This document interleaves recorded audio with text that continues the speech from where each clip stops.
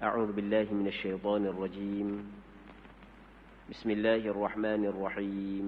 الحمد لله رب العالمين، والصلاة والسلام على أشرف الأنبياء والمرسلين وعلى آله وصحبه أجمعين. اللهم رب اشرح لي صدري ويسر لي أمري واحلل عقدة من لساني يفقهوا قولي، ولا حول ولا قوة إلا بالله العلي العظيم. اللهم انفعنا بما علمتنا وعلمنا ما ينفعنا وعلمنا ما جهلنا وذكرنا ما نسينا. اللهم يسر ولا تعسر، رب تمم بالخير. اللهم افتح علينا فتوح العارفين، وفقنا توفيق الصالحين. اللهم لا سهل إلا ما جعلته سهلا، وأنت تجعل الحزن إذا شئت سهلا.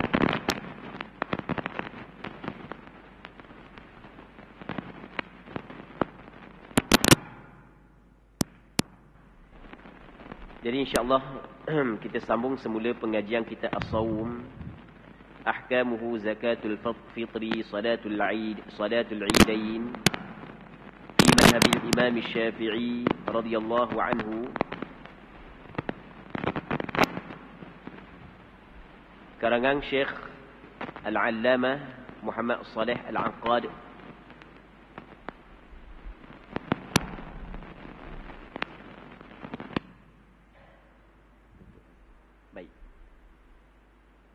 Dengan sedikit syarahan yang dibuat oleh Al-Allamah Al-Syekh Muhammad Hashim Al-Majdhub Ar-Rifa'i Al-Husaini rahimahullahu subhanahu wa ta'ala, wa nafa'ana Allahu bi'ulumihi fid darain amin. Jadi hak yang ada buku tu boleh buka muka surat 47 ataupun 48. Jadi hak yang ada buku boleh buka muka surat 47. Baik, kitab ni teks Arab. Kita akan baca, lepas tu kita akan terjemah. Katanya bab istihbab qiyami Ramadan wa huwa at-tarawih. An Abi Hurairah radhiyallahu anhu anna Rasulullah sallallahu alaihi wasallam qala: Man qama Ramadana إيمانا واحتسابا غفر له ما تقدم من ذنبه متفق عليه. قوله إيمانا أي تصديقا بثوابه، واحتسابا أي ابتغاء مرضات الله. Kata pengarang kitab kita, bab pada membincangkan tentang tuntutan melakukan qiyam Ramadan. Yang dimaksud dengan qiyam Ramadan di sini adalah sembahyang tarawih. Muslimin muslimat yang dirahmati oleh Allah Subhanahu wa taala. Pengarang kita meletakkan dalam buku beliau satu bab yang beliau menceritakan tentang ada tuntutan daripada agama, ada tuntutan daripada syarak supaya kita melakukan qiyam pada bulan Ramadan. Apakah yang dimaksud dengan qiyam? Yang dimaksud dengan qiyam adalah kita melakukan ibadat setelah daripada sembahyang Isyak, sebelum daripada subuh. Tu yang dinamakan sebagai qiyamul lail. Qiyamul lail secara umumnya dituntut, sama ada pada bulan Ramadan ataupun selain daripada bulan Ramadan. Qiyam al-lail, melakukan qiyamul lail adalah suatu ibadat yang dituntut, yang amat ditekan, yang amat dituntut di dalam agama kita, sama ada pada bulan Ramadan ataupun selain daripada pada bulan Ramadan. Di sana ada beberapa hadis daripada Nabi sallallahu alaihi wasallam menggalakkan kepada kita melakukan qiyamul lail. Sebagai contoh, antaranya adalah hadis Nabi sallallahu alaihi wasallam, kata Rasulullah, "Alaikum biqiyamil lail fa innahu da'bus salihin qablakum." Hendaklah kamu melazimi melakukan qiyamul lail, kerana melakukan qiyamul lail adalah adab ataupun kebiasaan orang-orang yang soleh sebelum daripada kamu. Adab dan kebiasaan orang soleh daripada sebelum daripada kamu melakukan qiyamul lail. Sebab itulah kalau kita nak tahu orang tu soleh ataupun tidak, antara tandanya kita tengok dia tu jaga tak qiyamul lail. Kita pada hari ni Kalau orang tu tak ada isteri, nak cari isteri, maka dia akan nak cari isteri yang solehah. Kalau perempuan, kalau tak ada lagi suami, dia nak cari suami yang soleh. Kita nak anak-anak kita soleh. Kita nak keluarga kita soleh. Ada tak tanda dan alamat orang tu soleh? Jawapannya ada. Antara tandanya adalah dia menjaga qiyamul lail. Sebagaimana hadis yang kita baca saat ni. Kata Rasulullah, hendaklah kamu melazimi qiyamul lail kerana qiyamul lail itu adalah adab, kebiasaan. Menjadi adab kebiasaan orang-orang yang soleh sebelum daripada kamu. Sehingga kan para alim ulama menyebut antara tanda orang itu adalah orang yang soleh, dia sentiasa menjaga qiyamul lail. Qiyamul lail adalah ibadat yang kita lakukan setelah daripada kita sembahyang fardu isyak. Apa jua ibadat yang kita lakukan selepas daripada sembahyang fardu isyak sebelum daripada subuh, ia sudah dinamakan sebagai qiyamul lail. Walaupun kita hanya sembahyang sunat sebanyak 2 rakaat. Lepas daripada sembahyang isyak, kita sembahyang sunat 2 rakaat, sudah dinamakan kita melakukan qiyamul lail.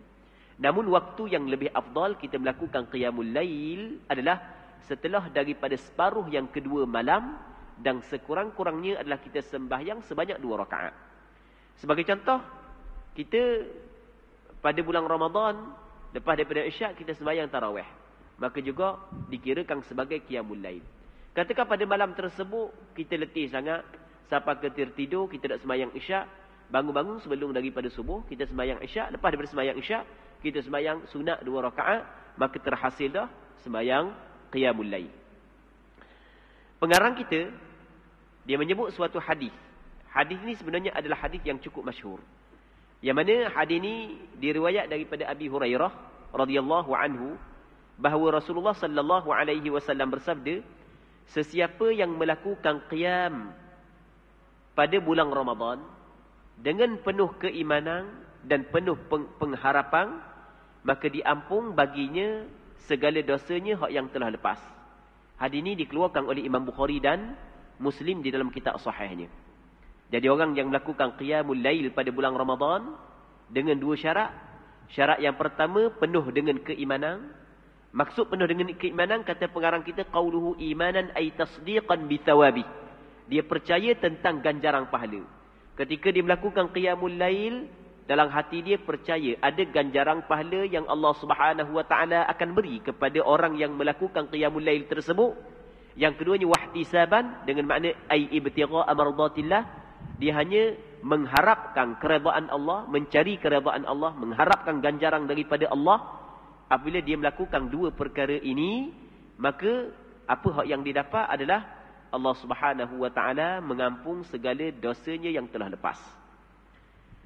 Pada minggu lepas kita ada bincang sebuah hadis yang mana Nabi sallallahu alaihi wasallam bersabda, "Man shama Ramadhana imanan wa ihtisaba, ghufira lahu ma taqaddama min dhanbi."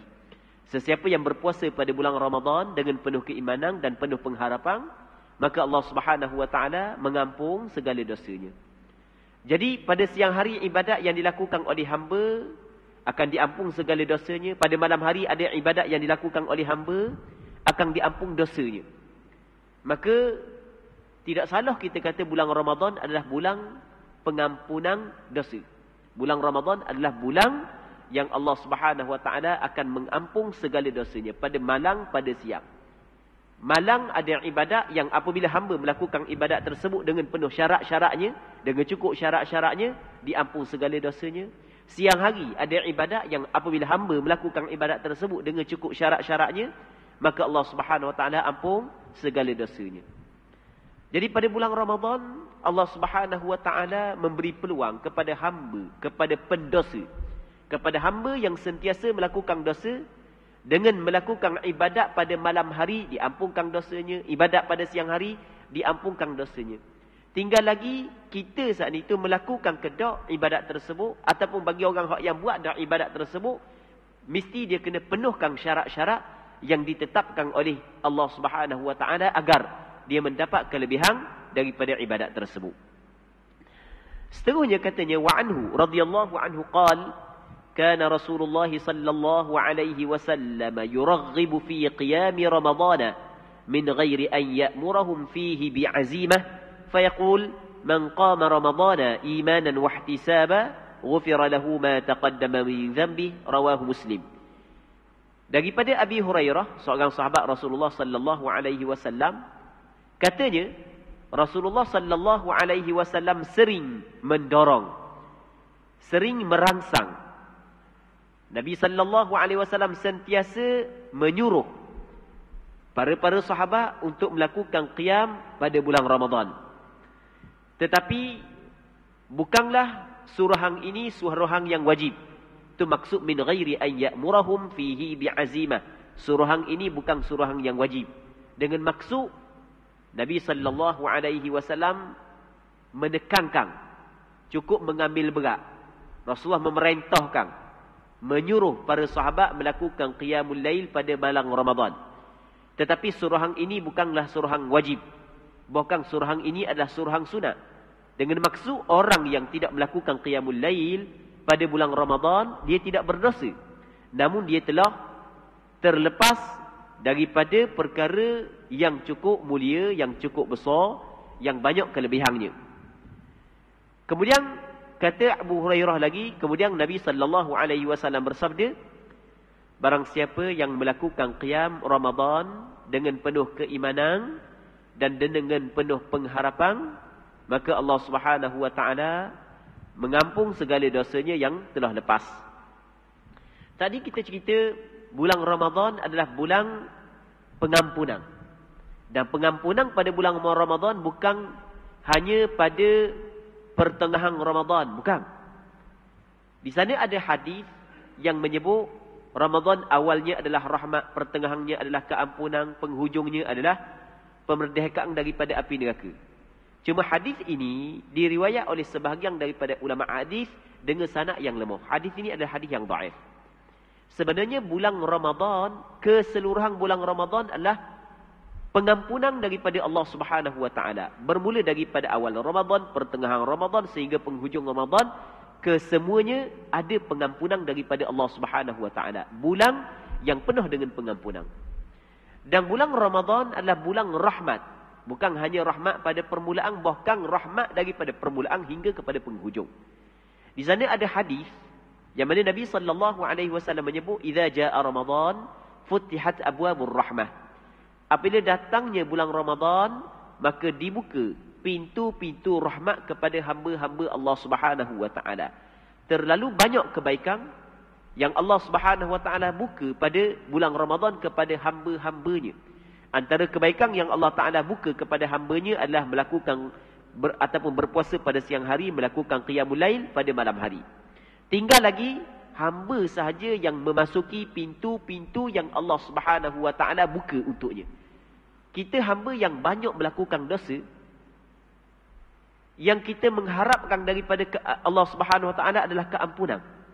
Antara pintu-pintu keampunan yang Allah Ta'ala siapkan, sediakan kepada kita, tinggal lagi kita masuk, adalah melakukan qiyamul lail dan berpuasa pada bulan Ramadan dengan penuh ataupun dengan cukup-cukup syarat yang kita cerita tadi.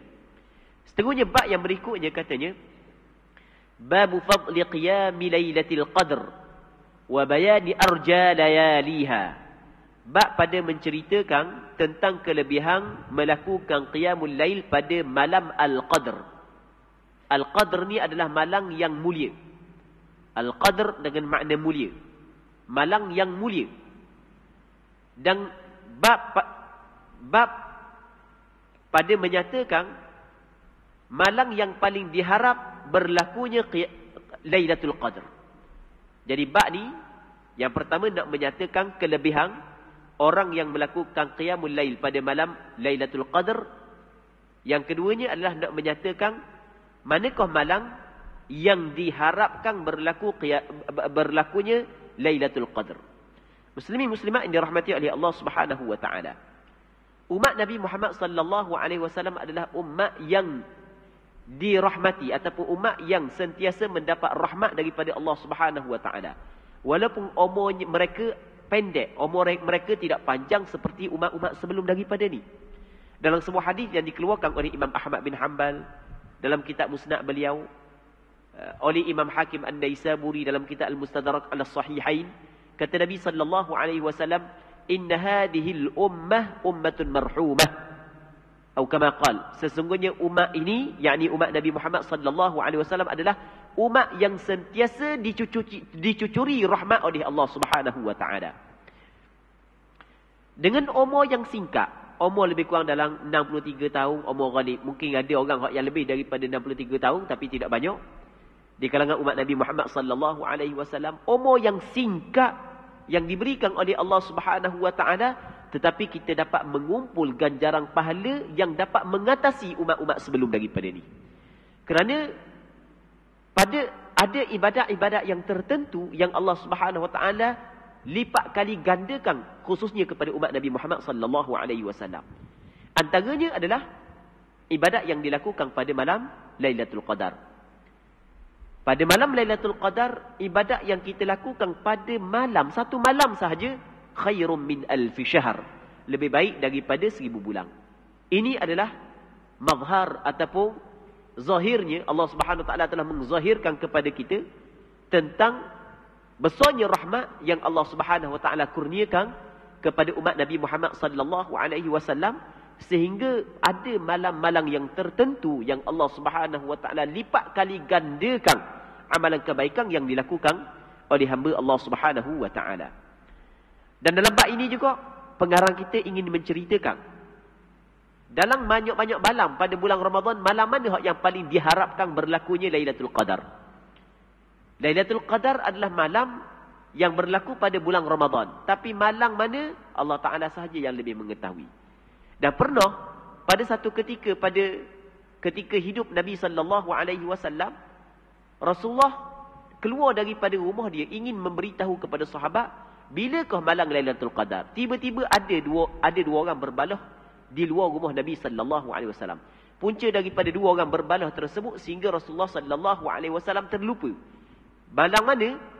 Malam Lailatul Qadar. Sebenarnya ada hikmah yang Allah Subhanahu wa taala jadikan perkara tersebut sehingga kan Rasul lupa malam yang lebih tepat, supaya umat Nabi Muhammad sallallahu alaihi wasallam berusaha mencari Lailatul Qadar pada setiap malam, khususnya pada malam-malam yang diharapkan berlakunya Lailatul Qadar. Seterusnya pengarang kita mendatangkan beberapa ayat daripada Al-Quran, yang mana ayat ini menceritakan tentang kelebihan malam Lailatul Qadar.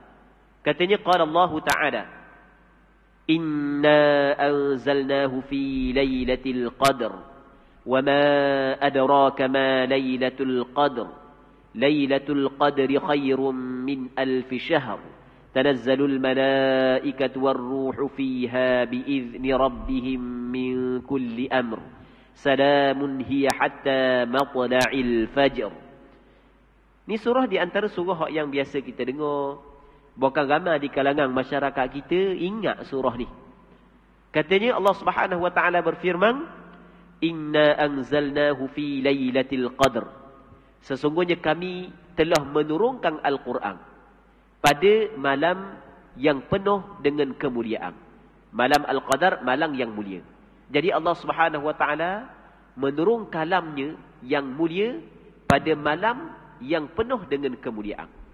Baik. Jadi cuma dalam perbincangan berkenaan dengan penurunan Al-Quran, dia ada perbincangan yang panjang. Secara ringkasnya disebut oleh ulama-ulama tafsir ataupun ulama-ulama tafsir tentang penurunan Al-Quranul Karim. Jadi Al-Quranul Karim diturunkan pada bulan Ramadan pada malam Lailatul Qadar. Cuma sejarah ataupun sejarah penurunan Al-Quran sebenarnya panjang perbincangannya. Direngkaskan, Al-Quran dia 3 kali berlaku penurunan Al-Quran. 3 kali. Yang pertamanya adalah penurunan Al-Quran kepada Lauh Mahfuz.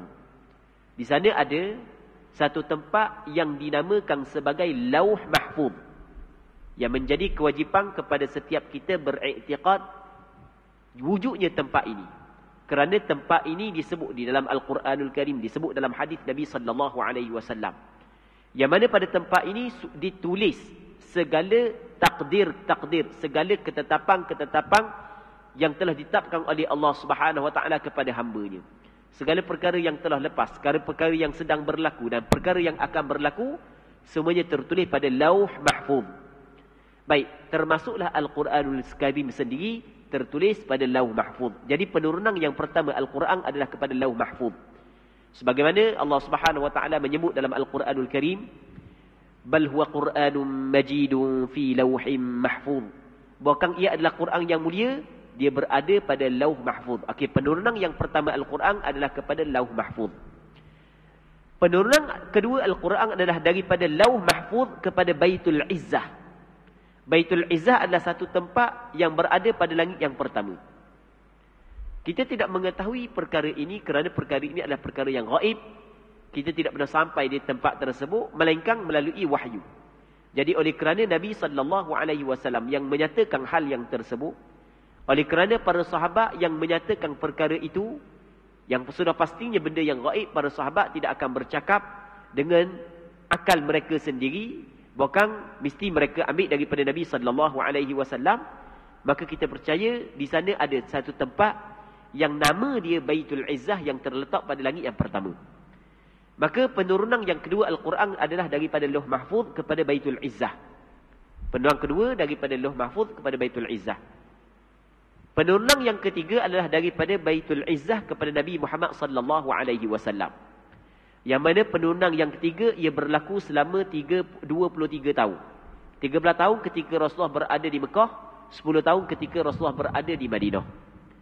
Yang mana penurunan yang kedua ia bukan berlaku hanya pada bulan Ramadan, bahkan juga berlaku pada bulan-bulan yang lain, bulan Ramadan, Syawal, Zulqa'dah, Zulhijjah dan setiap sepanjang tahun selama 23 tahun. Baik. Dan Al-Quran yang diturunkan pada, ataupun ayat ini menyebut bahawasanya Al-Quran diturunkan pada malam Lailatul Qadar, maksudnya dua. Yang pertamanya adalah diturun sekaligus pada malam Lailatul Qadar pada bulan Ramadan daripada Baitul Izzah kepada langit dunia, daripada Lauh Mahfuz kepada Baitul Izzah. Ulang sekali lagi, penurunan yang berlaku pada bulan Ramadan pada malam Lailatul Qadar adalah penurunan sekaligus daripada Lauh Mahfuz kepada Baitul Izzah pada langit yang pertama. Manakala yang keduanya adalah pada bulan Ramadan bermulanya diturunkan Al-Quran kepada Rasulullah. Iqra' bismi rabbikal ladzi khalaq, khalaqal insana min 'alaq, iqra' wa rabbukal akram alladzi 'allama bil qalam, 'allamal insana ma lam ya'lam. Adalah ayat yang mula-mula diturunkan kepada Nabi sallallahu alaihi wasallam. Permulaan diturunkan Al-Quran kepada Nabi sallallahu alaihi wasallam berlaku pada bulan Ramadan dan berlaku pada malam Lailatul Qadar. Baik. Muslimin muslimat yang dirahmati oleh Allah Subhanahu wa taala, seterusnya Allah Subhanahu wa taala berfirman lagi, "Wa ma adraka ma Lailatul Qadr." Maksudnya, tahukah kamu apakah malam kemuliaan itu?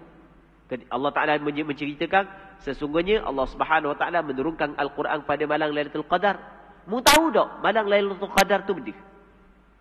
Tahukah kamu apakah malam kemuliaan itu? Malam Lailatul Qadar tu benda, mu tahu tak? Jadi Allah Taala tanya. Kerana malam Lailatul Qadar adalah malam yang mulia.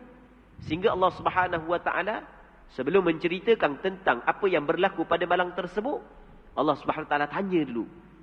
Menyatakan dengan cara mendatangkan soalan. Supaya kita memberi perhatian yang lebih untuk mengetahui malam tersebut dan apakah yang berlaku pada malam itu. Seterusnya Allah Subhanahu wa taala berfirman, Lailatul Qadri khairum min alfi syahr. Malam Lailatul Qadar itu adalah satu malam yang lebih baik daripada 1000 bulan. Maksudnya ganjaran pahala ibadat yang dilakukan pada malam tersebut adalah lebih baik daripada 1000 bulan. Cuma di sana ada dibincang oleh ulama. Adakah pada malam Lailatul Qadar kita dapat rasa dengan berlakunya? Adakah kita dapat rasa dengan berlakunya? Jawapannya, ya. Ulama menyebut bahawasanya malam Lailatul Qadar kita dapat rasa dengan berlakunya. Cuma rasa saat itu berbeza daripada seorang kepada seorang yang lain. Orang yang mempunyai hati yang bersih. Mata hati dia bercahaya. Mata hati dia tidak ditutupi oleh karak maksiat. Maka dia akan merasakan dengan perasaan yang kuat pada malam tersebut adalah malam Lailatul Qadar. Mungkin dengan ketenangan yang luar biasa. Dia dapat rasa dengan ketenangan yang luar biasa. Dan banyak lagi tanda-tanda yang boleh dijadikan oleh seseorang tanda malam itu adalah malam Lailatul Qadar. Namun di sana ada sebahagian daripada hamba Allah Subhanahu wa taala, oleh kerana mata hati dia telah rosak ataupun mata hati dia telah tertutup dengan karak dosa, maka dengan hadirnya Lailatul Qadar dia tidak dapat rasa melalui perasaan hadirnya malam Lailatul Qadar. Walau bagaimanapun di sana ada pandangan sebahagian daripada ulama mengatakan sama ada orang tu rasa ataupun tidak dengan hadirnya malam Lailatul Qadar, asal kata dia melakukan ibadat pada malam tersebut, maka dia dapat ganjaran yang disebut oleh Allah Subhanahu wa taala, Lailatul Qadri khairum min alf syahr. Malam Lailatul Qadar lebih baik daripada 1000 bulan.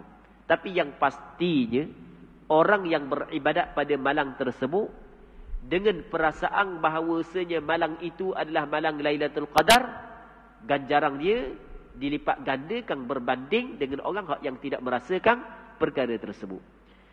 Sebagai contoh, Imam Nawawi rahimahullahu subhanahu wa ta'ala, antara cerita yang pernah berlaku kepada dia zaman dia kecil, Imam Nawawi adalah seorang ulama yang cukup hebat. Ulama yang cukup masyhur. Imam Nawawi dia hidup sekejap je. Dia hidup lebih kurang dalam 45 tahun je. Tapi dia mengarang, ya Allah, cukup banyak kitab. Dan kitab yang dikarang oleh Imam Nawawi diambil manfaat start daripada dulu sampai ke sekarang, bukan hanya di tempat kita, bahkan seluruh dunia Islam. Imam Nawawi. Imam Nawawi, kalau kita baca sejarah dia, payah nak berhimpun kepada seorang seperti mana berhimpun padanya. Orang yang ilmu cukup luar biasa. Dalam masa yang sama, ibadat cukup luar biasa. Orang yang ilmu dia cukup luar biasa dan ibadat dia juga cukup luar biasa. Imam Nawawi rahimahullah subhanahu wa ta'ala. Zaman kecil dia pernah bangun tengah malam pada bulan Ramadan, dia melihat cahaya memenuhi ruang rumah dia. Akhirnya dia mengejut keluarga dia. Tapi apabila dia sebut kepada keluarga dia tidak melihat perkara tersebut. Dia yang melihat penuh cahaya berada dalam ruangan rumah dia. Okey, itu di antara tanda-tanda Lailatul Qadar yang Allah Subhanahu wa taala perzahirkan kepada sebahagian daripada hamba-Nya, tapi tidak kepada sebahagian yang lain. Baik. Dan sudah pastinya orang yang dizahirkan tentang tanda-tanda malam Lailatul Qadar oleh Allah Subhanahu wa taala, orang itu telah mendapat karamah, kemuliaan di sisi Allah Subhanahu wa taala. Jadi malam Lailatul Qadar adalah malam yang lebih baik daripada 1000 bulan. Tanazzalul malaikatu war-ruhu fiha bi'izni rabbihim min kulli amr. Maksudnya pada malam itu turun para malaikat dan malaikat Jibril dengan keizinan daripada Allah Subhanahu wa taala, dengan membawa perintah daripada Allah Subhanahu wa taala untuk mengatur segala urusan manusia. Seterusnya, salamun hiya hatta matla'il fajr. Kesejahteraan malam tersebut sehingga terbit fajar. Jadi sepanjang malam sehingga terbit fajar penuh dengan salam, penuh dengan keselamatan yang Allah Subhanahu wa taala kurniakan kepada hamba-hambanya pada malam tersebut. Muslimin muslimat yang dirahmati oleh Allah Subhanahu wa taala. Seterusnya kata pengarang kita, wa qala ta'ala, dan Allah Subhanahu wa taala berfirman, Hamim wal kitabil mubin, inna anzalnahu fi lailatin mubarakah, inna kunna munzirin, fiha yufraqu kullu amrin hakim, amran min 'indina, inna kunna mursilin, rahmatan min rabbik, innahu huwas sami'ul alim. Surah Ad-Dukhan ayat yang pertama hingga 6. Hamim, Allah Subhanahu wa taala lebih mengetahui apa maksud Hamim. Wal kitabil mubin, demi kitab yang nyata, yakni Al-Quranul Karim. Allah Subhanahu wa taala bersumpah dengan Al-Quranul Karim yang mulia. Sesungguhnya kami menurunkan Al-Quran itu pada malam yang penuh dengan keberkatan, iaitu malam Lailatul Qadar. Sesungguhnya kami sentiasa memberi peringatan kepada hamba-hamba kami, yang mana di dalam malam yang penuh dengan keberkatan itu, iaitu malam Lailatul Qadar, dijelaskan setiap perkara yang penuh dengan hikmah. Itu adalah perintah dan urusan daripada Allah Subhanahu wa taala. Sesungguhnya kami, yakni Allah Subhanahu wa taala, mengutuskan rasul-rasul kepada hamba-hamba kami. Itu adalah rahmat daripada Tuhan engkau ya Muhammad. Sesungguhnya Tuhanmu, Tuhan yang Maha Pendengar lagi Maha Mengetahui. Jadi untuk hari ini kita berhenti sini dulu. Kita mengharapkan perbincangan yang kita adakan pada petang yang mulia ini ada manfaatnya dan ada keberkatannya. Semoga Allah Subhanahu wa taala memberkati majlis ilmu yang kita adakan pada petang yang mulia ini. Wallahu subhanahu wa ta'ala a'la wa alam. Allahumma haqqiqna bi ittiba'i nabiyyika Muhammadin sallallahu alaihi wasallam zahiran wa batinan. اللهم إنا نسألك الإخلاص في القول والعمل. اللهم إنا نسألك الإخلاص في القول والعمل. وصلى الله على سيدنا محمد النبي الأمي وعلى آله وصحبه وسلم والحمد لله رب العالمين.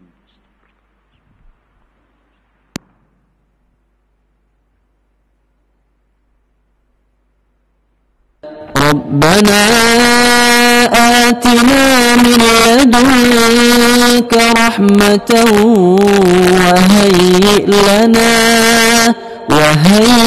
لنا من أمرنا رشدا.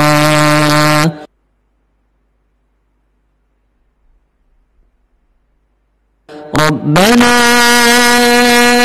آتنا في الدنيا حسنة وفي الآخرة حسنة وقنا عذاب النار.